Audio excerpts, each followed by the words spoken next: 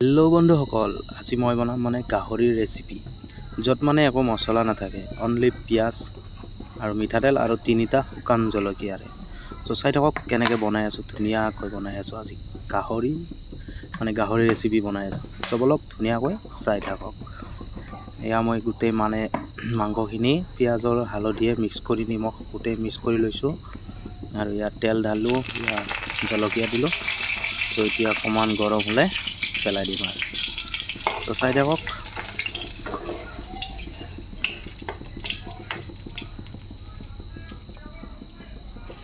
এতিয়া মাংসখিনি দি দিম। তেলটো পূৰা গৰম হৈছে। চ' এতিয়া মাংসখিনি দি দিলোঁ আৰু মাংসখিনি অকণমান সময় লাৰি ইয়াত মই পানী দি দিম।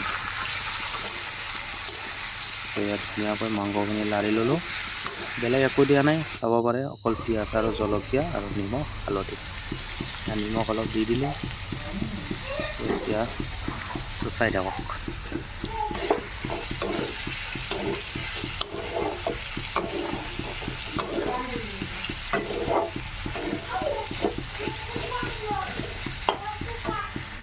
মিনিট পিছত ঢাকনিখন গুচাই কিনে চাই লওঁ কেনেকুৱা হৈছে। ধুনীয়া, এয়া চাওক, পূৰা একেবাৰে প্ৰায় হৈছে আৰু। 10 মিনিটমান সময় ঢাকনিখন দিছিলোঁ, তাৰপিছত ইয়াক গুচালোঁ, লাৰি আছোঁ এতিয়া।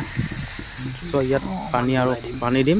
পানীখিনি ধুনীয়াকৈ গোটেইখিনি পানী দি বইল কৰি পানীখিনি শুকোৱাৰ পিছত ধুনীয়াকৈ নমাই দিম। চ' চাই থাকক। এতিয়া অকণমান পানী দি লওঁ আৰু এই পানীখিনি দি মাংসখিনি ধুনীয়াকৈ যেতিয়া পানীখিনি শুকাই যাব, চ' তেতিয়া গ্ৰেভি টাইপ কৰি ৰাখি দিম আৰু মই। চ' চাই থাকক ধুনীয়াকৈ।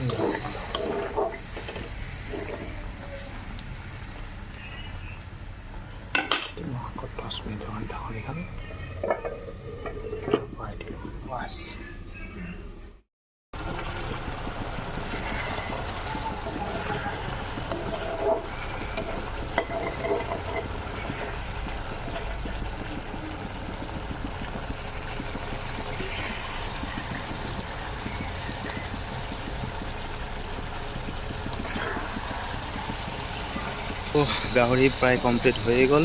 এতিয়া ধুনীয়াকৈ নমালোঁ। চ' ভিডিঅ'টো চাই কেনে লাগিল, প্লিজ লাইক, কমেণ্ট আৰু ফ'ল' কৰিব নাপাহৰিব। Thank U.